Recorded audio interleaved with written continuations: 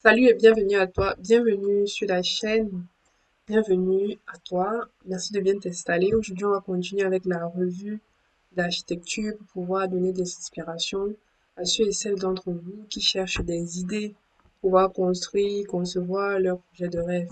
Alors ici, dans cette rubrique-ci, on essaie de regarder un peu les inspirations qu'on peut trouver ailleurs ou sur le continent pour pouvoir donner des astuces, des conseils et même quelques éléments très concrets pour ceux qui sont en train de réfléchir à se construire, ceux qui sont déjà en cours de finition ou ceux qui veulent améliorer le design de la maison en cours. Donc aujourd'hui, nous allons faire comme d'habitude, nous allons regarder une vidéo de présentation d'une architecture qui a été faite. On va beaucoup plus s'intéresser au-delà de l'aspect morphologique à l'esthétique intérieure et à tout ce qui a été mis en place pour pouvoir faciliter le confort dans l'habitation. Donc, si tu es là, ici, la chaîne, nous parlons des sujets de construction de manière générale et en particulier des sujets d'éco-construction. L'éco-construction qui va toucher à presque toutes les thématiques liées au confort thermique, au bioclimatisme, à la construction durable et j'en passe. Donc si c'est quelque chose qui t'intéresse, je te demande de t'abonner, d'entrer de jeu et on se voit tout de suite après le jingle. Et voilà la vidéo.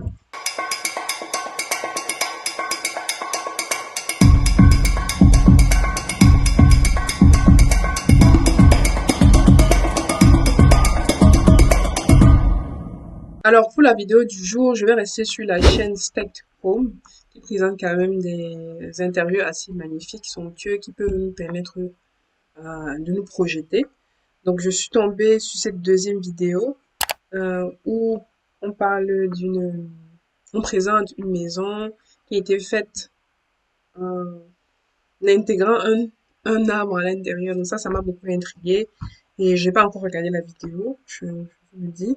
Donc, j'ai un peu navigué dans les commentaires pour voir ce qui se disait, pour comprendre un peu de quoi il était question. Et il y a quelques éléments qui m'intriguent et on va découvrir ça tous ensemble tout de suite. Alors, je vais lancer la vidéo. On se donne rendez-vous dans les commentaires. As landed housing, there's always a very narrow 6-meter wide housing typology. People buy it, but they are always struggling with issues such as ventilation. Donc, premier élément qu'elle donne, c'est que la superficie, les dimensions du terrain sont le terrain est assez étroit. Ce que dit, le terrain a une largeur de 6 mètres. Donc, ça fait 6 mètres, 3, et c'est tout. Vous voyez à l'écran comment le terrain est distribué. Et elle me précise que c'est un sujet pour les acquéreurs qui peinent à pouvoir mettre un projet qui soit intéressant du point de vue de la ventilation naturelle et aussi de l'éclairage. Parce que si vous avez des maisons qui se suivent, qui se succèdent et qui sont même mitoyennes comme ceci, c'est difficile après d'avoir un bon éclairage puisque le soleil n'est distribué que sur deux façades. Et après, ça reste un peu compliqué. Donc, voyons voir ce qu'elle a proposé dans son issues of light.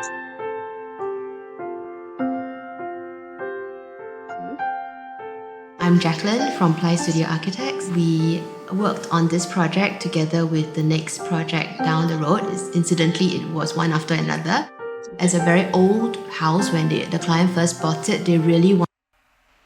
Donc, elle dit qu'ils ont travaillé sur deux projets qui sont dans la ruelle et que ils ont travaillé de manière une après l'autre. Et là, ils présentent un peu les plans d'aménagement, le plan architectural de la maison où on a le premier terrain et après le deuxième avec une surface de 180 mètres carrés. Ah ouais, c'est quand même. Donc, ce qu'elle nous dit, c'est que là, on est sur un terrain qui est assez étroit, comme elle a dit en entrée de jeu. On a du 6 mètres. Donc, si on a 180 mètres carrés de surface, on est sur du presque 30 mètres. Mais peut-être avec les règles d'urbanisme, il y aura un débois à laisser entre chaque, chaque façade pour pouvoir avoir ce débois entre la route et la maison. Donc là, elle nous présente un peu les choses. Donc, on a le premier ici où il y aura la salle à manger, cuisine américaine, le petit salon, l'escalier, un petit espace de rangement sûrement. Et après, on monte à l'étage, il y a cet espace qui est grand ouvert, la chambre, deux chambres, une salle de bain, deux salles de bain, trois chambres, ok. Et il y a des arbres. Ah ouais, c'est ça la particularité du projet. Parce qu'il y a des arbres qui sont intégrés dans la masse du bâtiment. Donc on va regarder ça. In terms of its plan and in terms of its feel, we take from them their very peculiar living lifestyle and what they aspire. One of them was definitely this love of entertainment. It was the base. Je ne le répéterai jamais assez. Voilà ce qu'elle fait. C'est une architecte, c'est ce qu'elle fait. Lorsqu'on pense à un projet, il faut intégrer les usages. Généralement, quand des personnes viennent me contacter pour avoir des idées sur ce qu'elles vont pouvoir faire, je prends le temps de discuter avec elles pour demander qu'est-ce que tu souhaites faire, comment est-ce que tu vois ton espace, qui va y vivre. Ça, c'est des petites questions de base qu'on pose et que vous devez vous poser dès que vous commencez à réfléchir sur votre projet. Comment est-ce que je me vois vivre à l'intérieur? Est-ce que j'ai besoin de certaines facilités? Les placards à quel niveau? Je veux que les chaussures soient rangées comment? Ça, c'est des choses qui vous permettent de vous projeter dans votre future habitation. Et derrière, ça aide le professionnel, vous, en l'occurrence, à pouvoir vous proposer une maison qui soit fonctionnelle et intéressante et qui soit à votre image. Donc là, par exemple, les propriétaires ont mentionné à l'architecte, ils ont dit, nous aimons un peu le divertissement. On a quelque chose ça nous tient à cœur. On aimerait avoir un lieu qui n'est pas forcément très glauque, rigide. On veut quelque chose où on est à la joie de vivre, on peut faire souvent certains divertissements. Et donc, on va voir comment elle a intégré ça. Et je pense que les arbres qui ont été mis ça et là dans la masse du projet aident peut-être à créer ce mouvement-là pour pouvoir donner aux propriétaires ce qu'ils recherchaient. Basis for this very, very long stretch of kitchen. And of course, immediately to it is a very nice living and dining space that is quite seamless. And I think this whole idea of a seamless passage as well, all the way out to the openness of the nature and the garden in front. But it was a very different. Donc déjà, vous voyez, attendez, je reviens. Vous voyez bien que si vous avez en tête les plans qu'on a montré en entrée de jeu, il y a là au niveau de l'entrée, il y a un petit jardin qui est déjà là.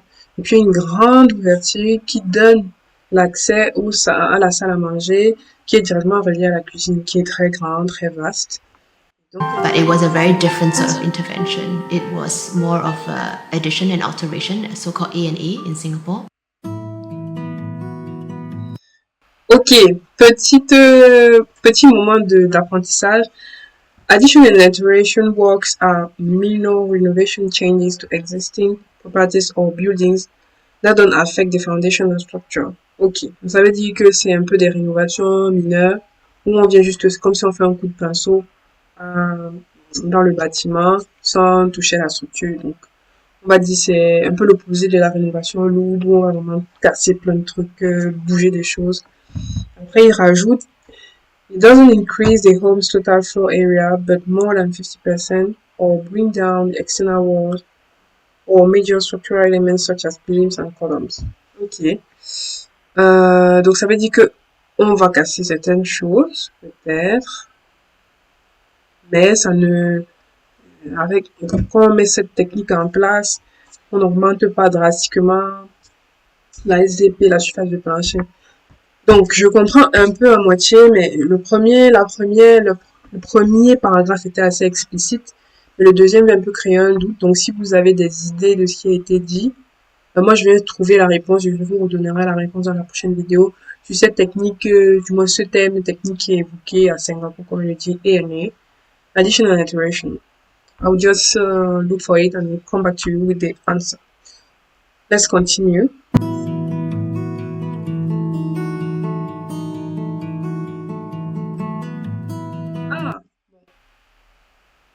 Ah non, c'est moi qui ai mal compris. Donc, il est dit que ça ne permet pas d'augmenter la surface de plancher ou alors ni de casser les murs ou les éléments structurels. Donc c'est vraiment, comme j'ai dit, ça à l'opposé de la rénovation. Pardon. It's marked on this model by the grey parts of the model. That's the existing two-story inter-terrace building, and then we made 3 new insertions, 2 in front and 1 at the back. One of the main things that we tried to do for both the houses was to let in a lot of light and ventilation into the space. We introduced skylights that puncture through the whole building. Vous voyez comment elle a pensé le projet en fait. De base, on devait juste mettre cet élément central, mais après on a étendu la maison en rajoutant quelques éléments un peu naturels, donc les arbres que vous voyez. Et puis, elle a travaillé ensuite sur tout ce qui est éclairage. Éclairage qui a été fait ici sûrement par l'ajout d'une grosse façade vitrée pour pouvoir avoir les rayons du soleil. Les puits de lumière qui sont faits pour les arbres, qui sont mis un peu ça et là. Et ici, forcément, au niveau de la véranda, ça se fait très bien. In order to bring light down into the very deep plan, the first insertion is actually the car porch. We wanted to create a very domestic one-story structure that. Est-ce qu'il est pas beau ce porche? Il est magnifique. En fait, excusez-moi, moi qui suis ingénieur génie civil, j'observe parce que je trouve ça très beau.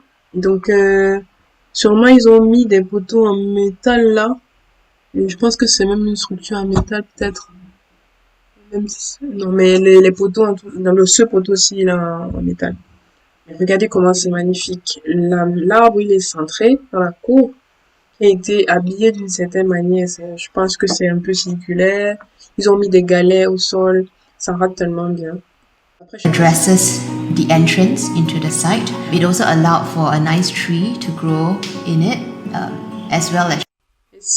Si vous remarquez bien, le grand arbre qui a été inséré, tout autour, ils ont mis des toitures. Et après, ils recueillent les eaux de pluie qui vont sûrement venir à ce niveau, peut-être être collectées pour pouvoir arroser la plante. Ça, je me projette un peu, mais je pense que c'est un peu ça qu'ils ont mis en tête dans la conception. In it, as well as sheltering the car park. The next box was actually the balcony on the second story and the veranda on the first story. Gives another layer of space for them to appreciate the nature. It's almost like a. Donc, au premier étage, ils ont mis un balcon pour pouvoir se projeter. Et vous voyez, depuis le balcon, tu as la possibilité de voir un peu le jardin et même tu aperçois l'arbre qui a été planté. Je trouve ça vraiment très beau comme idée. Blurred boundary between the outside and the inside.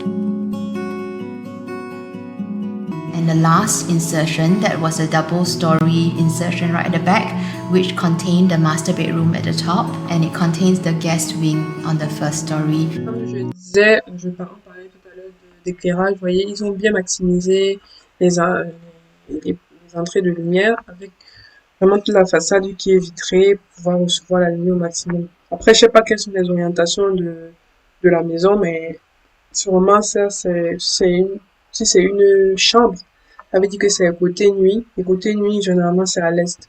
Pour que les rayons du soleil vous réveillent. C'est comme ça que ça se programme généralement dans la tête. Separated from the existing by a inside-outside sort of space, which is characterized by an air well that allows for cross-ventilation and light. Donc ici, on est à l'espace un peu tampon où ils ont créé le puits de lumière et où en bas, il y a une plante qui a été insérée. Et ce qu'elle est en train d'expliquer, c'est elle a mis une fenêtre pour pouvoir permettre la ventilation naturelle. Et je suis absolument persuadée que au bout de ce petit puits de lumière qui est à peu près un petit atrium, il y a des entrées ou des sorties d'air. Comme ça fait un système de tirage, un tirage thermique qui sera très intéressant pour que derrière la maison se décharge. To come into the spaces. We always like to have a very deliberate attempt at putting in some form of greenery into our projects. In this case, it's actually an indoor tree that hopefully will grow the whole volume eventually.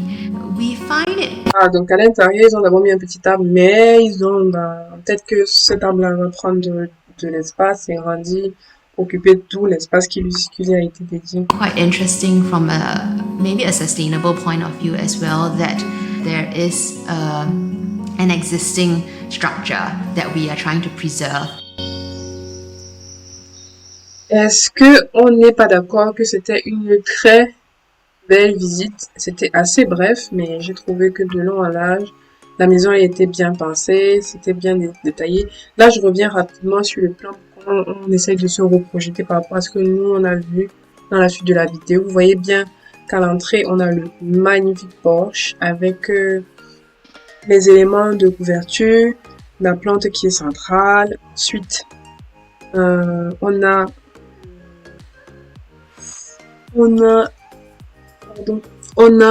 les chambres. Ça, on est à l'étage, pardon. On a les chambres. Ici, l'espace central qui sert un peu peut-être de jeu. Ça, ils n'ont pas vraiment parlé. Par contre, c'est quelque que je reste un peu sur ma fin sur le sujet de entertainment. Comment est-ce qu'ils ont mis ça en place? Moi, je vois beaucoup plus qu'il y a du reflet de l'aspect environnemental dans la mise en place des éléments biosourcés. Ce que je comprends plutôt, c'est qu'ils ont mis un accent particulier sur l'intégration du végétal dans la maison. Donc c'est pour ça que je ne sais pas pourquoi l'aspect entertainment ne ressort pas, pour moi à mon sens. Peut-être certaines pièces sont dédiées à ce sujet-là, mais je trouve qu'ils ont quand même essayé de faire une bonne harmonisation de l'espace. Et je me rappelle dans un des commentaires que j'ai vu avant de regarder la vidéo, il y a plein de gens qui disaient que de plus en plus, les gens qui ont des terrains aussi exigus se forcent absolument à faire des maisons qui sont sur 2, 3, 4, 5 niveaux. Et là, ce qui est intéressant, c'est que la personne a essayé de minimiser pour pouvoir capitaliser au maximum sur les éléments naturels autour, c'est-à-dire les puits de lumière, la ventilation naturelle. Parce que si, pour un terrain aussi exigu, on doit maximiser les apports de lumière dans les espaces, dans les pièces, c'est un peu compliqué, ça devient très compliqué. Vous avez dit tout s'organiser autour de cette masse centrale où on a rajouté 2 extensions, la chambre ici, avec la salle de bain visiteur, et de l'autre côté, il y avait la terrasse et le garage. Donc, je pense que ce qu'on peut retenir de la vidéo, c'est que lorsqu'on a un terrain qui est assez étroit, il n'y a pas forcément nécessité de chercher à faire du 10 étages. Par contre, on sait qu'on est dans une optique qu'il faut rentabiliser. Donc, il y a des moyens d'insérer, de prendre en compte plusieurs éléments qui vont favoriser le confort thermique, le confort visuel et même tout ce qui est ventilation naturelle. Donc, c'est à prendre en compte. Et première question qu'il faut toujours se poser, ça je ne vous le rappellerai jamais assez, posez-vous la question sur vos usages. Qu'est-ce que vous voudrez faire dans votre maison? Comment est-ce que vous y voyez? Quelles sont les choses que vous allez faire au quotidien? Ça permet à votre équipe projet de vous proposer quelque chose qui sera à votre image et qui vous sera utile dans la durée. Donc ici, il y avait un sujet de entertainment qui n'a pas forcément été mis en avant, mais dans la structuration du projet, sûrement les propriétaires étaient très amoureux de la nature. Donc on a fait certains inserts, ça et là, qui ont permis aussi de rajouter, de faire un accent, de mettre un accent particulier sur les éléments de confort lumineux. Donc, on se donne rendez-vous pour une prochaine vidéo. Et si vous avez des questions, n'hésitez pas à me les poser en commentaire. Là, on a commencé en faisant les retours sur certaines architectures d'ici et d'ailleurs, qui pourraient nous amener sur des inspirations intéressantes pour nos futurs projets.